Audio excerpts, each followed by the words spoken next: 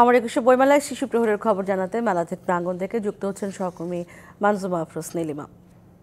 নীলিমা, শিশুতোষ অনুষ্ঠানের পাশাপাশি নানা বয়সের শিশু কিশোররা নিশ্চয়ই এসেছেন মেলায়, এখনো তারা রয়েছেন কিনা, বই কিনছেন কিনা জানাবেন মেলার বিস্তারিত খবর।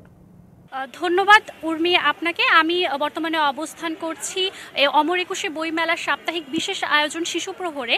আজকে শিশু প্রহর হচ্ছে এবারের বইমেলার চতুর্থ শিশু প্রহর এবং আপনারা ঠিক দেখতে পাচ্ছেন যে আমার পিছনে সব শিশুরা তাদের অভিভাবকদের সাথে খুব চমৎকারভাবে সময় উপভোগ করছে। সকাল থেকে তারা দেখেছে ম্যাজিক শো, তারা গল্পের বই কিনেছে এবং আমরা ঠিক এরকমই একজন শিশুর সাথে কথা বলে দিব। সকাল থেকে তুমি কি করেছো? সকাল থেকে তো বই খাতা কিনছি। আর কি করেছো? তো মুসলিম খাতা কিনছি।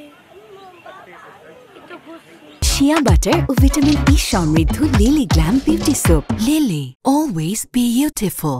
ধন্যবাদ। আচ্ছা, আমরা আরেকজন অভিভাবকের সাথে আসলে কথা বলে দেখব। শিশু প্রহর কতটুকু উপযোগী বলে আপনি মনে করেন? আসলে এটা তো খুবই একটা সুন্দর উদ্যোগ, আর বাচ্চাদেরকে নিয়ে আসলে ওরা অনেক কিছু শিখতে পারছে, অনেক কিছু জানতে পারছে আর কি। ধন্যবাদ। একজন অভিভাবকের অভিব্যক্তি থেকেও আমরা দেখলাম আসলে শিশু প্রহরটা বিকাশের ক্ষেত্রে কিন্তু শিশুদের অনেক বেশি সহযোগী। আমরা আরেকজন শিশুর সাথে কথা বলে নিব। তুমি সকাল থেকে কি করেছো?